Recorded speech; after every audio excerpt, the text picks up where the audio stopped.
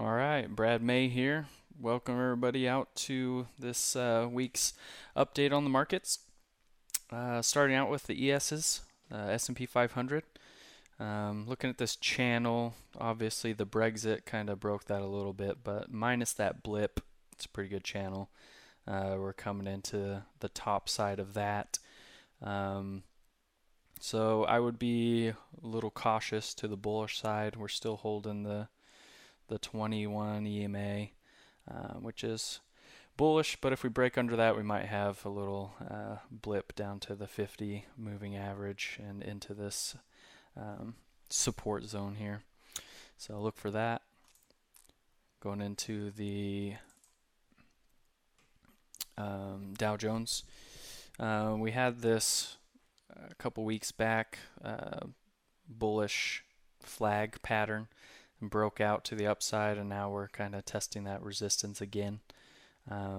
Also holding the moving averages. So look for, we could break out on this, keep going, or maybe get another pullback into resistance. In Qs, the NASDAQ. This one's pretty stretched to the upside. Still holding the 8 EMA, which is a pretty short-term moving average. We could see it pull back into the 21 or even this 4,700 area where there was some prior resistance, new support. One thing that I was looking at, if you use Fibonacci extensions, basically it's just measuring symmetry, so similar moves.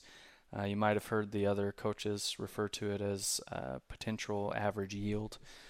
Basically the same thing. So if we take this old move here, put it from the bottom, you can see we're getting pretty close to that.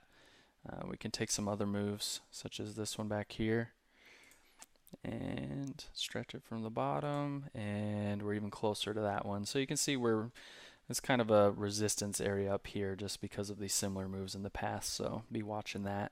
Maybe look for a pullback or some more consolidation at least. Got the Russell 2000 index. Got this channel, this upward channel, kind of in the middle there.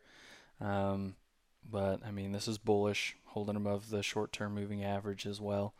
But if we see a pullback in the S&P 500, we may see that here as well.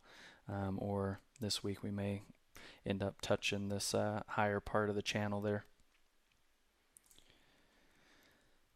Transports as well kind of broke out of this bullish flag pattern. Had a pretty good week this week. I look for it to maybe come back up into this resistance area at 80.50 or so. The VIX, our fear index, still pretty low. Not much to see there.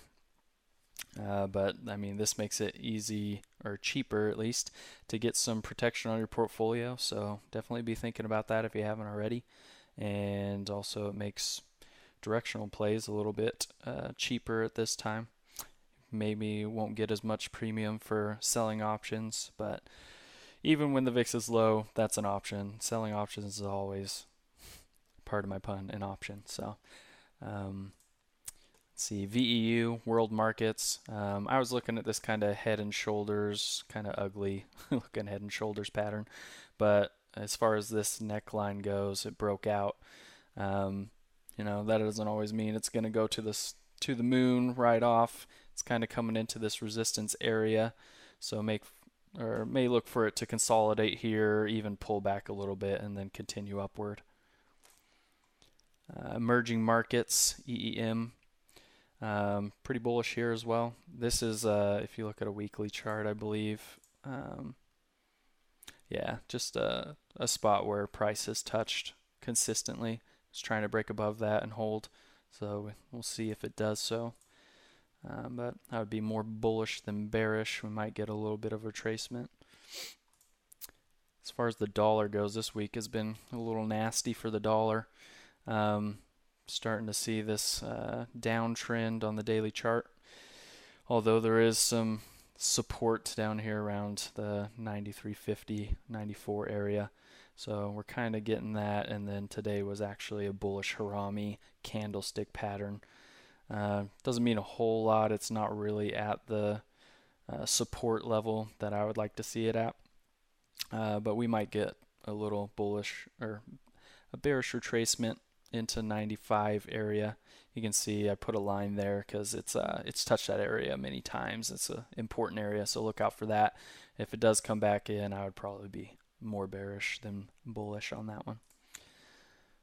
Gold, you can see the symmetrical triangle. It could break either way, but typically these things tend to break in the direction it came into it. So that would be bullish, especially if the dollar is bearish this week. We may get a breakout to the upside. We will see what happens. Bonds, kind of same story. It's actually pressuring the downside of that triangle more though.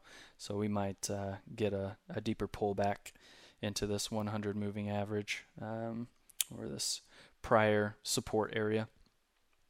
And last but not least, we got oil.